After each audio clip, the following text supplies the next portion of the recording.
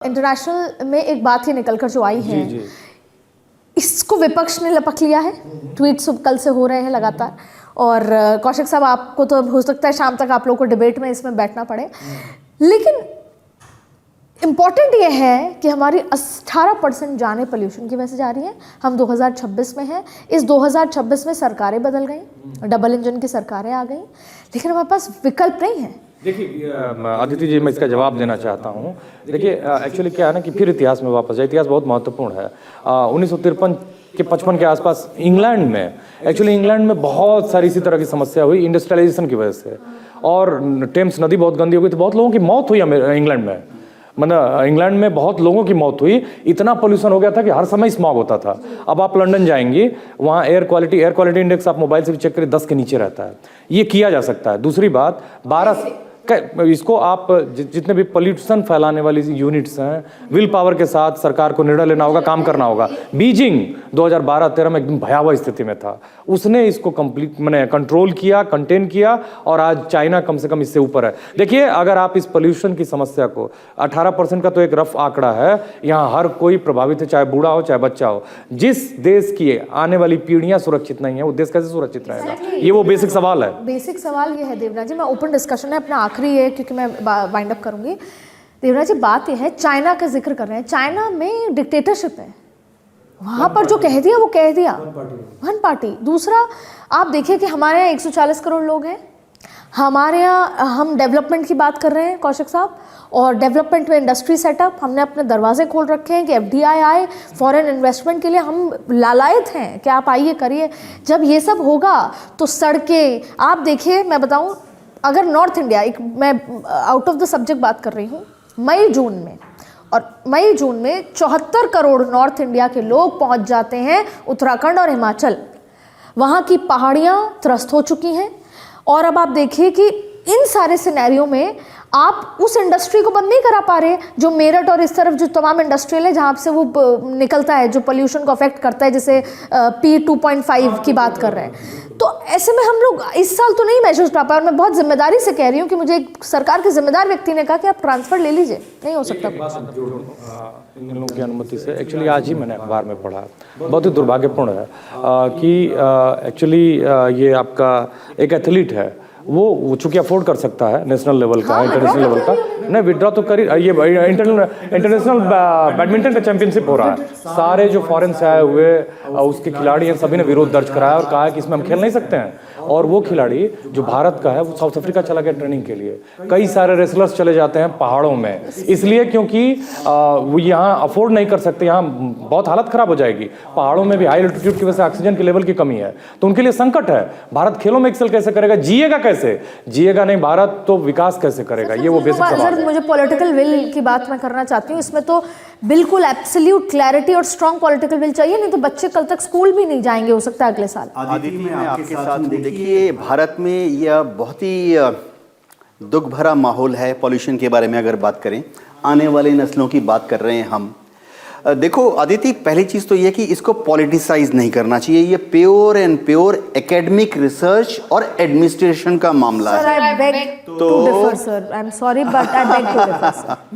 तो सरकारों को ऐसा वाला प्लान बनाना चाहिए। सरकार, जाहिर बात है, कितनी सरकारों ने पोल्यूशन पे एक सरकार को बाहर किया है और दूसरी सरकार आई है सर।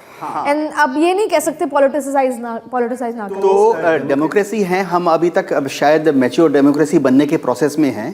देखो, इसको पॉलिटिसाइज नहीं करना चाहिए इन दी सेंस कि ऐसा मास्टर प्लान बनना चाहिए जो कि उभय पक्ष के लिए, पक्ष और विपक्ष के लिए वो लागू हो। अगर एक नियम आज बनता है कि पराली नहीं जलाई जाएगी और इसको इस तरह से काबू में लाना है, तो चाहे अभी की सरकार हो या 2029 की बाद की सरकार हो, दोनों को ही वो एडमिनिस्ट्रेटिव और साइंटिफिक फीडबैक को उसी तरह से कंटिन्यू करना चाहिए।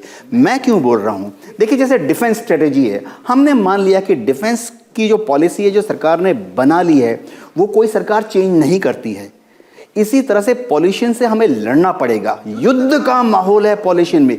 सो एक सरकार जब पॉलिसी बनाए तो विपक्ष को भी साथ में लेकर एक पॉलिसी बनाए, जो कि हर 5-5 साल में बदलना नहीं चाहिए। मुश्किल है लेकिन मुमकिन है। हमें समझिए देवनाथ साहब, आप ये पॉलिटिसाइज ना करें, ये सरकार को ही कह रहे हैं आप। सर, मेरा आपसे ये है कि इसको लेकर चाहे फिर गाड़ियाँ मार्केट में बिकनी बंद हो जाए, चाहे फिर पराली इंडस्ट्री बंद हो जाए, एक बार का, कई बार क्या होता है, हमें बहुत तेज़ भागना होता है तो हम 2 कदम पीछे होते हैं, फिर हम तेज़ भागते हैं। 2 कदम पीछे हटने की ज़रूरत है। देखो अदिति, जितनी बड़ी समस्याओं का इस देश में, या जो प्रोफेसर साहब ने कहा, जब तक वो जन आंदोलन नहीं बनेगा सरकारें कुछ नहीं कर सकती। बिजी है सर, सरकार कुछ नहीं कर सकती। ट्रैफिक में बिजी है, अपने हर दिन के सैलरी में बिजी है, महीने का खर्च करने में मैं बता रहा हूँ, स्वच्छता अभियान जब मोदी जी ने चलाया, उसके बाद में कई गांव का दौरा किया जी। सब लोग लगे कि नहीं लगे। और अब मैं कह रहा हूँ, कोरोना से पहले स्वच्छता अभियान नहीं चलता तो बहुत दिक्कत होती इस देश में। एक बड़ा जन आंदोलन खड़ा करने की आवश्यकता है। जब तक सरकार हर व्यक्ति को इसमें नहीं जोड़ेगी, आप नियम कानून कितने भी बना दीजिए, बलात्कार के मामले में फांसी है, रुक रहे हैं क्या बलात्कार? नहीं रुक रहे।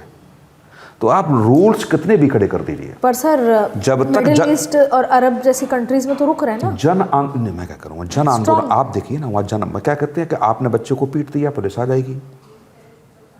आप बच्चों को भी नहीं है ना, जन मतलब ऐसा नहीं है कि पुलिस वहाँ देख रही है, किसी पड़ोसी फ़ोन करता है वहाँ पर कि बगल में चीख की आवाज़ आ रही है, पड़ोसी तुरंत फ़ोन कर देगा, पुलिस आएगी।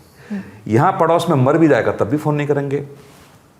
तो हर मतलब कहने का तात्पर्य है कि जब तक सजगता नहीं बढ़ेगी और उसको जन आंदोलन में सरकार तब्दील नहीं करेगी।